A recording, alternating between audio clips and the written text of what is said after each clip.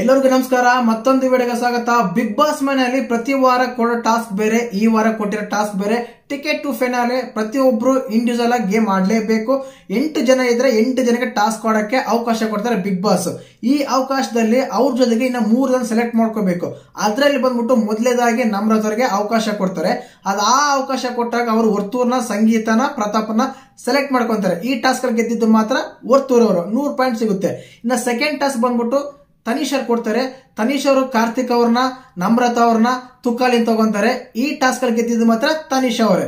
ಇನ್ನ 3ನೇವ್ರನ್ನ, ಪ್ರತಾಪನ, ತುಕಾಲಿನ ಟಾಸ್ಕ್ ಆಡ್ಸಕ್ಕೆ ವರ್ತೂರ್ ಅವ್ರು ತಗೊಂತಾರೆ. ಈ ಟಾಸ್ಕ್ ಅಲ್ಲಿ ಗೆದ್ದಿದ್ದು ಮಾತ್ರ ವರ್ತೂರ್ ಅವರು. ಇನ್ನ ಈ 3 ಟಾಸ್ಕ್ ಕಂಪೇರ್ ಮಾಡಿದಾಗ ಟಾಪ್ ಅಲ್ಲಿ ಪಾಯಿಂಟ್ಸ್ ಅಲ್ಲಿ ಇರೋದು ವರ್ತೂರ್ ಅವರೇ. ಇನ್ನ 4ನೇ ಟಾಸ್ಕ್ ಬಂದ್ಬಿಟ್ಟು ಯಾರಿಗೆ ಕೊಡ್ತಾರೆ?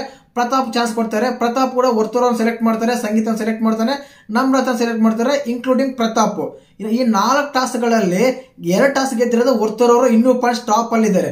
ಇನ್ನ ಸಂಗೀತ ಅವರು 1 ಟಾಸ್ಕ್ ಗೆದ್ದು ಗೆಸ್ ಮಾಡೋ ಟಾಸ್ಕ್ ಅಲ್ಲಿ 60 ಪಾಯಿಂಟ್ ತಗೊಂಡು 2ನೇ ಪ್ಲೇಸ್ ಅಲ್ಲಿ ಇದ್ದಾರೆ. ಇನ್ನ 3ನೇ ಸ್ಥಾನದಲ್ಲಿ ಬಂದ್ಬಿಟ್ಟು ಪ್ರತಾಪ್ ಅವರು ಇದ್ದಾರೆ. 4ನೇ ಸ್ಥಾನದಲ್ಲಿ ಬಂದ್ಬಿಟ್ಟು ನಮ್ರತ ಅವರು ಇದ್ದಾರೆ. ಇನ್ನು ಟೋಟಲ್ ಆಗಿ ಟಾಸ್ಕ್ ಆಡ್ಸಿದ ಮೇಲೆ ಕೊನೆಯದಾಗಿ ಅಡ್ವಾಂಟೇಜ್ ಪಡೆದಿರುವ ಮೈಕಲ್ ಅವರು ಕೊಟ್ಟಿರೋ ಅಡ್ವಾಂಟೇಜ್, ಈ ಅಡ್ವಾಂಟೇಜ್ ಇಂದ ಕೊನೆಯದಾಗಿ ಒಬ್ಬರ ಹತ್ರ ಟಾಸ್ಕ್ ಆಡಬೇಕಾಗುತ್ತೆ. ವರ್ತೂರು ವಿಸಸ್ ವಿನಯ್ ಅಂತ ಬರ್ತಾ ಇದೆ, ನ್ಯೂಸ್ ಮಾಹಿತಿ ಸಿಗ್ತಾ ಇದೆ. ಇನ್ನ ಈ ಟಾಸ್ಕ್ ಅಲ್ಲಿ ಕೂಡ ವರ್ತೂರ್ ಅವರು ಗೆದ್ದು ಟಿಕೆಟ್ ಟು ಫೈನಲ್ಗೆ ಗೆದ್ದಿದ್ದಾರೆ ಅಂತ ನ್ಯೂಸ್ ಬರ್ತಾ ಇದೆ. ತುಂಬಾ ಖುಷಿ ಕೂಡ ಆಗುತ್ತೆ. ಒಬ್ಬ ರೈತ ಟಿಕೆಟ್ ಟು ಫೈನಲ್ ಗೆದ್ದಿದೆ. ಅವರು ಈ ಟಾಸ್ಕ್ ಎಲ್ಲ ಆಡಿ ವಿನಯ್ ಜೊತೆಗೆ ಟಾಸ್ಕ್ ಗೆದ್ದಿದ್ದಾರೆ ಅಂತ ಮಾಹಿತಿ ಸಿಗ್ತಾ ಇದೆ. ಮತ್ತೆ ನಿಮ್ಗೆ ಹಳ್ಳಿಕರ್ ಹೋಗಿದ್ದಕ್ಕೆ, ಫೈನಲ್ ಹೋಗಿದ್ದಕ್ಕೆ ಯಾವ ರೀತಿ ಅನ್ಸುತ್ತೆ, ಮತ್ತೆ ಈ ಟಾಸ್ಕ್ ಎಲ್ಲ ಪರ್ಫಾರ್ಮೆನ್ಸ್ ನೋಡಿ ನಿಮ್ಗೆ ಹೇಗೆ ಅನಿಸ್ತು?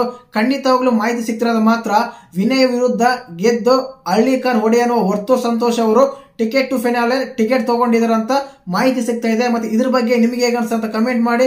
ಹಾಗೆ ಚಾನಲ್ ಯಾರು ಹೊಸ ನೋಡ್ತಿದ್ರೆ ಮಿಸ್ ಮಾಡಿದ್ರೆ ಸಬ್ಸ್ಕ್ರೈಬ್ ಮಾಡಿ. ಜೈ ಹಿಂದ್, ಜೈ ಕರ್ನಾಟಕ.